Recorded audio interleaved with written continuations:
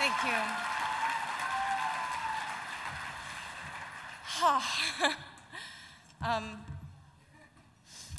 I write for those women who do not speak, for those who do not have a voice because they were so terrified, because we are taught to respect fear more than ourselves. We've been taught that silence would save us, but it won't. I found this quote recently, and I was so moved by it that I looked up the author, and I was turned on to Audre Lorde. For those of you who don't know, according to the Poetry Foundation, she is a self-described Black, lesbian, mother, warrior, poet. And she dedicated both her life and her creative talent to confronting and addressing the injustices of racism, sexism, and homophobia. And I thought it was funny, I didn't need to know anything about her to know that I connected with what she was saying. I just knew. I knew who she was because I saw parts of myself in her words. For those of you who don't know me, I grew up a tomboy in Raleigh, North Carolina, where I spent most of my time trying to be as cool as my two older brothers and running around barefoot. But I also had a very special gift from my parents, and that was the arts. My father ran and still runs a regional theater where I would watch my mother and father perform for years, and where I would learn to literally use my voice through singing and acting. And I was around a very diverse and beautiful group of artists constantly, all races, religions, and sexualities. Things as a child I was completely unaware of. People just were what they are. Growing up, I thought that I was like every other girl who had a slight obsession with Jessica Rabbit and Katie Lang and Melissa Etheridge. A girl who was more comfortable borrowing her brother's baggy pants and backwards hats than putting on an Easter dress, who would rather play in the mud than in makeup, and who dropped out of ballet to get her black belt in Taekwondo. I didn't realize that there was anything that would have been considered different about me until I was 12 years old, right around when puberty and sexual feelings started to take over, and I felt something that I couldn't explain.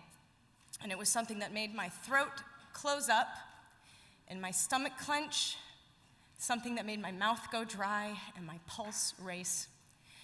And it was something so simple, yet so terrifying. I thought women were beautiful. And I realized I had always thought women were beautiful.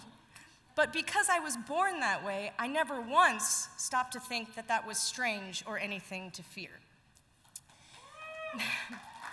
But later in life, as a teenager who had bore witness to hate speech and taunting of the LGBT community, I instinctually buried those feelings. I silenced my voice because I thought it would save me. On top of that, there were inconsistencies to my feelings because I also thought that men were beautiful. Woo! And I had no way to put what I felt into words. I had no role model. No one I knew was talking about it. I wasn't exposed. So the only thing that I knew was fear and confusion and loneliness. How can you be who you are when you don't understand what you're feeling? And the more I kept silent, the more my self-esteem got lower and lower and lower. And then one day, I heard an actress say the word bisexual. And I thought, what the hell is that? And when I found out, a light bulb went off. The word didn't make me feel marginalized. It made me feel less crazy.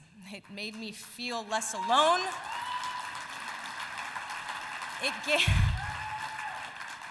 It gave me hope. An actress just said a word, but it made a world of difference in my life and in my identity. As an actor, my job is to look at a stranger and find myself in them, to connect the dots, to have such empathy for a character that I can read someone else's words and be moved to tears, turning empathy into vulnerability. And it was the best therapy and outlet for my silenced voice. I could throw on a mask and say all the things I always wanted to say, but never could. And it wasn't until I saw the effect that it had on other people that I really started to see how powerful allowing your most vulnerable parts to be seen was. I saw another side to what I did, and it was the power of visibility. I realized that every time I had reached out my hand to someone through a song or a performance of mine, I was also reaching for someone's hand. I see you, you see me, we aren't so different. And through that connection, the healing begins. Last year, on June 10th, 2016, I was reading some pretty startling statistics about bisexuals and bisexual youth that the Human Rights Campaign had released. I wasn't startled because I was surprised. I was startled because it was like reading an autobiography. Statistics about suicide, addiction, sexual harassment, rape, and intimate partner violence specifically rang true for me. And I racked my brain as to why. Why were bisexuals so susceptible to these kinds of things? And I figured there was no better person to ask than myself. And the only answer that I could come back with was self-esteem. There was shame about what I felt and how I identified, from outside the community, and unfortunately as well as in at times. There was misinformation and what seemed to be a competition of suffering. I felt denied the right to suffer, and more importantly, denied the need to connect through that suffering. It's one of the main things that connects us, but how do you measure it? A favorite analogy of mine is a person's suffering is similar to gas. If any amount of gas is pumped into an empty chamber, it will fill it completely, no matter how big the chamber. Suffering completely fills the human soul and conscious mind, whether the suffering is great or little. Therefore, the size of human suffering is irrelevant. And if you truly believe that you have suffered more, then you should have twice as much empathy when you see anyone suffering, even just a little.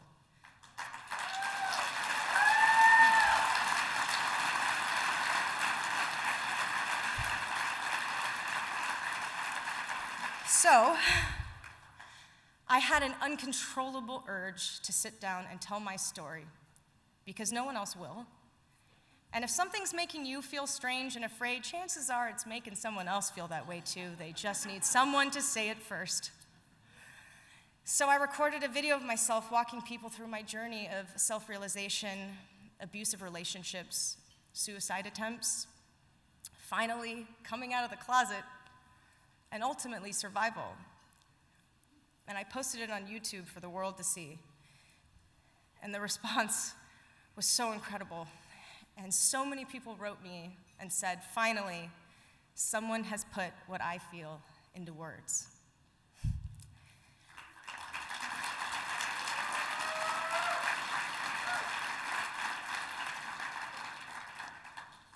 Two days later, the Pulse shootings in Orlando took place.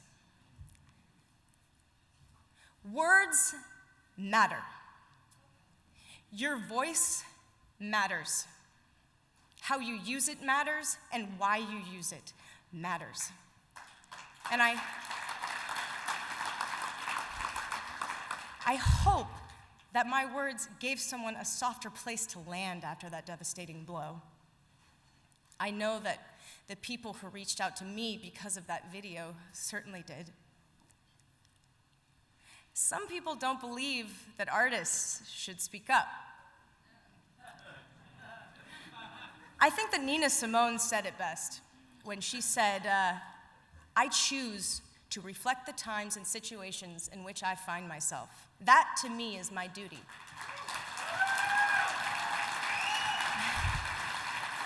And at this crucial time in our lives when everything is so desperate and when every day is a matter of survival, I don't think you can help but be involved. How can you be an artist and not reflect the times? That, to me, is the definition of an artist.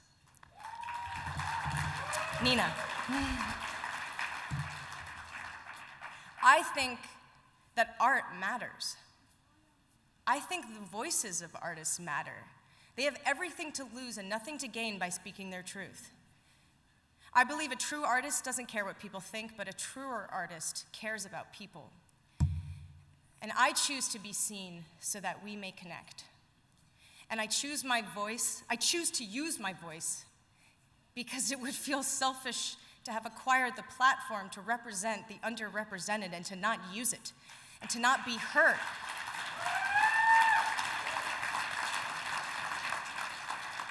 And you will be heard. People wouldn't try so hard to silence and discredit you if your voice didn't matter.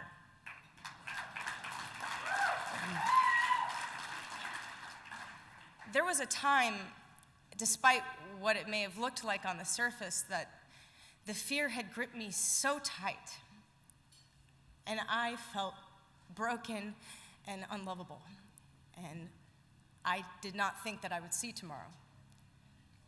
But because of the voices I had listened to, because of the people I identified with, the films I had watched, the music I had heard, because of words like bisexual and the doors that it opened, I'm still here. And I didn't miss out on the most beautiful thing I've seen yet, and that was my son. Visibility creates hope. And to be here today and to have the opportunity to take off that mask and be honest about who I am and what I've experienced is pretty indescribable. To have my parents' support, to have my father and my stepmother in the audience, along with my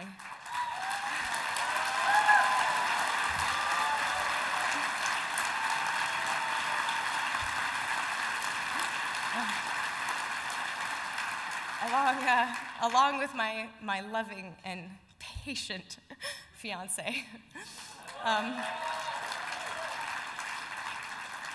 reminds me just how important that support from your family and loved ones is.